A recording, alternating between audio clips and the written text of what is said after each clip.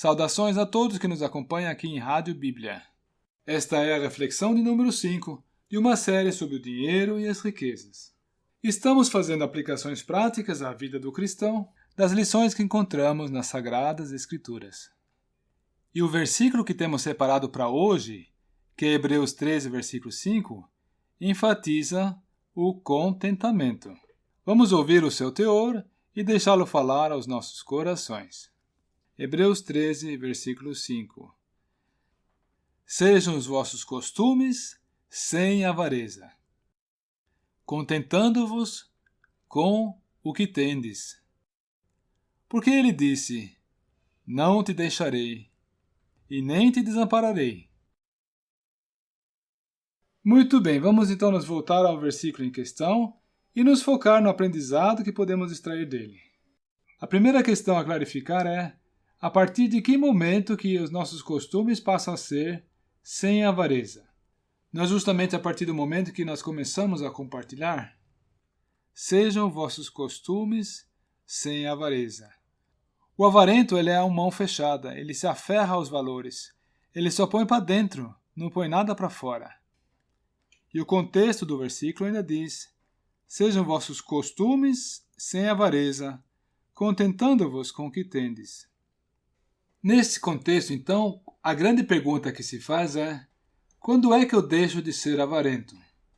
Não é justamente quando eu passo a ser generoso? Quando eu começo a compartilhar? Quando abrimos a mão, tiramos alguma coisa lá de dentro e pomos alguma coisa para fora também? A generosidade é uma das formas de nós manifestarmos amor. E nós devemos amar ao próximo, amar uns aos outros, assim como Cristo nos amou e a si mesmo se entregou por nós. Vejam que Cristo se deu, e nós também estamos chamados a dar. Está aí um dos grandes segredos do cristianismo. A generosidade deve fazer parte do caráter do cristão. É isso mesmo.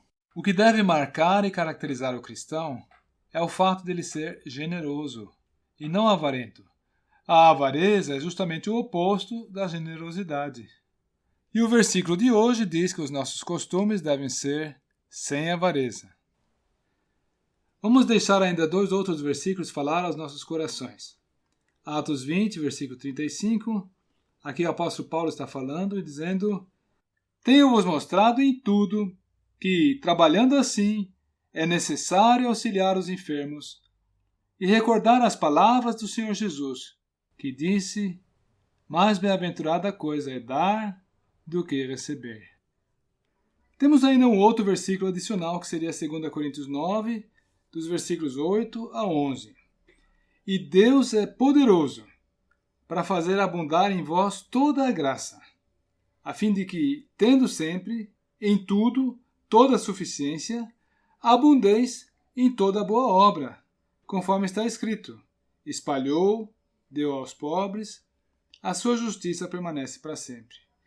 Ora, aquele que dá a semente ao que semeia, também vos dê pão para comer, e multiplique a vossa sementeira. A lição do próprio Senhor é que mais bem-aventurada coisa é dar do que receber. Isso por um lado, mas pelo outro, a graça de Deus está comprometida em nos compensar a nossa generosidade, de maneira que não saiamos no prejuízo ao sermos liberais. Pelo contrário, tendo sempre em tudo toda a suficiência, possamos continuar abundando na generosidade, ou então, como a própria Bíblia chama aqui, toda boa obra. É para isso que fomos chamados, e é nesse sentido, com esse propósito, que o Senhor também nos tem confiado bens materiais, para que sejamos mordomos e administremos estes recursos, os quais Ele nos tem confiado, no interesse dEle. O resumo da instrução financeira que destilamos nesse estudo é bem simples, é bem objetivo. Por um lado, a palavra de Deus alerta contra e condena a avareza, e pelo outro lado, ela promove e até mesmo recompensa a generosidade. E como é que nós conseguimos ser generosos? Temos que nos aplicar a desenvolver uma virtude, a virtude do contentamento.